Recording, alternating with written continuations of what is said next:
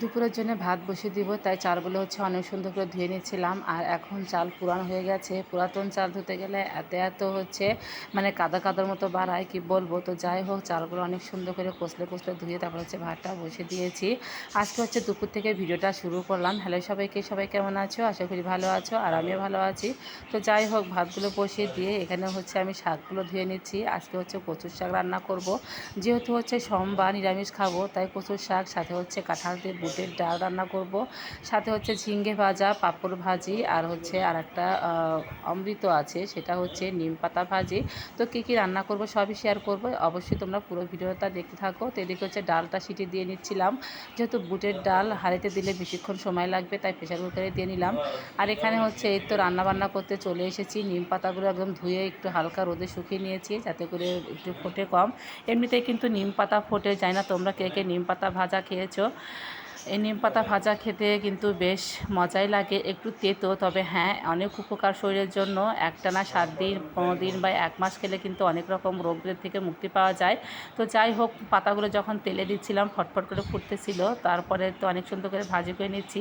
পাতাগুলো দেখা যাচ্ছে যে একদম পুড়ে গেছে, আছে কিন্তু তা না, পোড়েনি। খেতে বেশ ভালোই লেগেছে, আমরা সবাই খেয়েছি, ছোটো বড়ো সবাই। তো যাই হোক, এই তো এখন ঝিঙ্গেগুলো ভাজি করে নিচ্ছি। আসলে এখনকার এই চড়ার দিনে অনেক রকম কিন্তু অসুখ বিসুখ দেখা যায়। তো যাই হোক, এই নিম পাতা ভাজি বা নিম পাতা দিয়ে গরম জল করে গোসল করলে অনেক রকম অসুবিধা বা অসুখ বিসুখ কমে যায়। তো এদিকে নিম পাতাগুলো আমি একটু কৌটাতে তুলে রাখবো, কারণ যেহেতু একটু বেশি করে ভাজি করে রেখেছি, প্রতিদিন একটু একটু করে 2 বেলা খেলে দেখা যাবে যে অনেক উপকারে আসবে।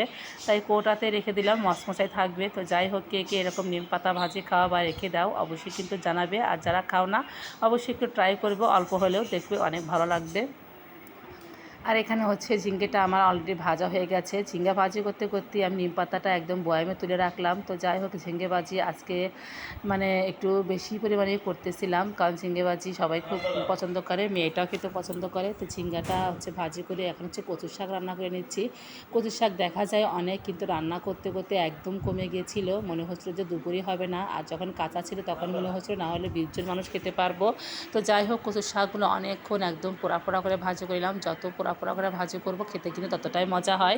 তোমরা কে কে এভাবে কচুর শাক খাও অবশ্যই জানাবে। নিরামিষ দিনে একটু আইটেমগুলো বেশি হলে খেতে বেশি ভালো লাগে। এদিকে মা কাঁঠাল বানিয়ে দিয়েছিল, আর কাঁঠালগুলো একটু সিদ্ধ বসিয়ে দিলাম। তো ডালটা সিদ্ধ হয়েই গেছে, হাতা দিয়ে একদম নাড়তেই দেখি যে একদম গলে যাচ্ছে। তো যাই হোক, কাঁঠাল সিদ্ধ হয়ে গেছে। এখন আমি পাঁপড়গুলো ভাজি করে নেবো। ডালের সাথে একটু পাঁপড় ভাজি হলে বেশি ভালো লাগে। কেমন জানি আজকে মনে হলো যে একটু পাঁপড়গুলো ভাজি করে নিই। এই পাঁপড়গুলো ঘরে অনেকগুলো ছিল, অনেকদিন হলো খাওয়া হয় না। আর বাচ্চা কাচ্চা কিন্তু পছন্দই করে, দিব্য কাপড় দুজনেই পছন্দ করে, আমরাও যে পছন্দ করি না তা নয়।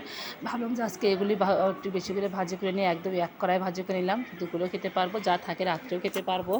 আজকে আর পটল বেগুন আলু কোনো কিছু ভাজি করলাম না। প্রতিদিন এত ভাজি ভুজি খেতেও ভালোও লাগে না, পছন্দ করলেও। তো যাই হোক, এখন ডালটা ফোড়ন দিয়ে দেবো, তাহলে রান্নাটা কমপ্লিট হবে।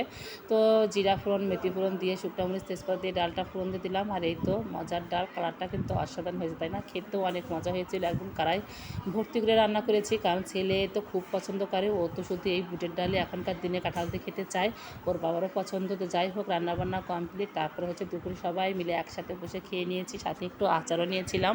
অনেক মজা হয়েছিল। রান্নার মধ্যে এই নিম পাতা ভাজা অন্যরকম ছিল, আর খেতে অনেক মজা।